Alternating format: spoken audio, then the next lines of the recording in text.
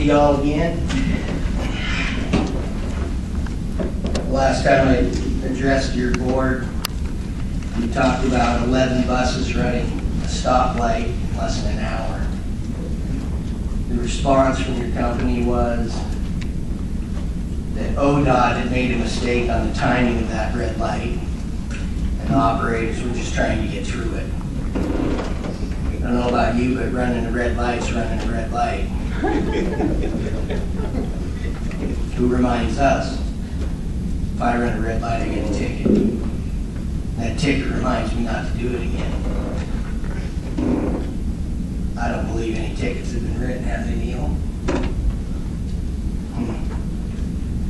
Well, you guys are going to follow up with me on that. That was a follow-up I got. Follow-up I got on buses taking 4 lanes of traffic and a bike lane to take a left-hand turn. Was that Shelley Lomax had met with the Portland Traffic Division. No names were mentioned. When this meeting actually took place, when they all went out there together to check the situation out, still has not been brought to my attention. ODOT has told me they've made that left-hand turn lane wide enough so that commercial vehicles can take that without taking 3 and 4 and 5 lanes to make that left-hand turn. I've shown the videos to the Portland Police Department. They said it's illegal, but yet we still have their safety director, or whatever the hell her title is now, that it's okay. It's not okay. A red light's a red light, 4 lanes is 4 lanes, a bike lane's a bike lane. We're still in the same place. It's now been over a year. Culture's still the same. And I just, you guys really continue to push me and push me and push me into a corner. And I don't know about you guys, but what happens when you push people into a corner? Someone with my gumption, we keep fighting. So I will continue to come back. I want the answers to my questions. I want to see the changes made. And you know, it's a continual process. I brought it to Steve's and Lynn's attention at a meeting when I showed them the video. We're working on it. That's the reply. Well, that's not working on it. Working on it is not continuing to look and then just pretend like it didn't happen. So again, you're not going to make my daughter's life a statistic. And if this continues, I'm just going to have to continue doing what I do, which I guess is just irritate the hell out of you people. It's pretty much what I'm seeing. So I apologize for irritating the hell out of you, but you will not make my daughter's life a statistic. And that's what's happening. Darla, go ahead. Tomorrow is June 23rd, 8 years that I lost my son. And here I'm still here. He was 16 and all-around son, football, baseball, drama, student body president, 8th grade year to 800 students. He was involved in his high school, in the Christian group, the youth group. My life changed in a second, just like any of yours could change in a second. In looking back in time, I passed a law in 2007. We go back, and they had to go back to all the crosswalks. But in 2008, the board at that time didn't know about them supposed to be going back. So by 2009, we finally went to Salem. And we got the study done, and TriMet and myself both spoke down there to make the changes. TriMet now feels that they made those changes.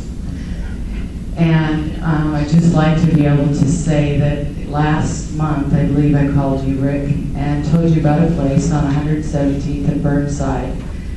And in this spot is a school, and it's kindergarten through 5th grade. And they are right on the light rail line. There is no channelization. There's actually no signs that say caution, look both ways. They actually have, it's like this, the sign, and it's got a train, an outline of a train, so it blinks in yellow. I did notice that they have an arrow that's red on top and red on bottom. Kindergartner can't walk home from school by themselves, but a first grader can and a second grader can. And I went into the office yesterday and I asked, so has Twilight ever been in here? Have they ever come in? Lady said I've worked there 9 years, and no, they come in for the helmets as far as riding a bike and doing that. You have to understand, 8 years later, where are we? Yeah, we did get the crosswalks, them done. It took me how long to finally get to that point and to keep coming and coming.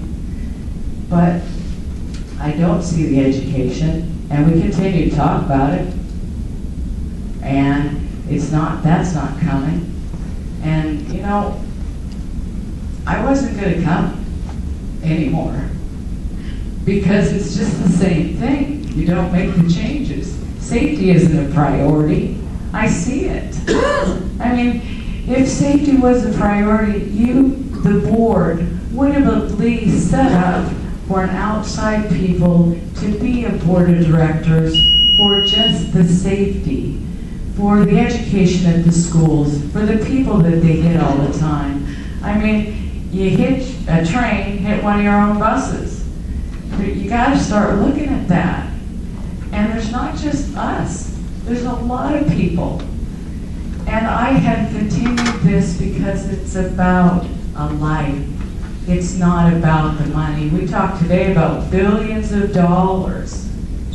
You know what? Education is a lot worth more than that. And I know I had a lot of things that I wanted to say, but the main thing I want to say, and maybe this is the last time you see me here in front of you, but I hope tomorrow, as you're going through your day, that you think about the fact that, yes, tomorrow was the day that I lost my child. And I hope that you hug your children, you hug your grandchildren, because you do, you never know. And I can't continue coming back because it's hard on my health. I will come to some of these because I need to support Dave. He's only on a year. Where will he be at 8 years? So again, I just want to thank you, Lynn, for taking the time always for me in the last 3 or 4 years. And Rick, you've taken the time. I showed you things that TriMet doesn't do that they should do. They always say they do, but they don't. And we know that, you know that. So I just hope that you will hold them accountable and follow them. And this gentleman, Harry, is he here today, the guy for safety? I don't believe I don't see him in there. You know, it's kind of appalling because it was over a year ago we talked about the safety, bringing on this guy. He doesn't even come to the meetings. If safety was your priority, you'd think you'd have him here and he'd talk. So it's not a priority, but it should be. And heaven help you if you lose your child like I did mine, any of you. I just want to also add that the result of running these red lights resulted in another crash.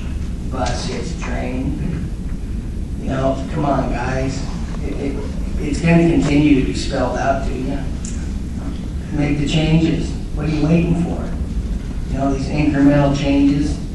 I guess the little sounding devices didn't work on the buses so well, did they? Probably because you didn't involve the operators in purchasing them. They didn't work from the beginning. They didn't work when you attempted to do it 3, 4, 5 years ago. Your incremental changes aren't working, and your buses are still hitting trains and people and everybody else.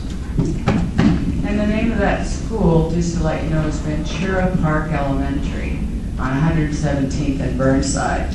You guys ought to ride the light rail and follow it out. see all how open it is. And we're talking about building Milwaukee line, but we really need to do what Fred Hansen said in Salem in 2009, and that is to go back, do the legacy, because landscape changes. You can't just say in a year, well, we fixed it, but you gotta go back and make sure it's still fixed.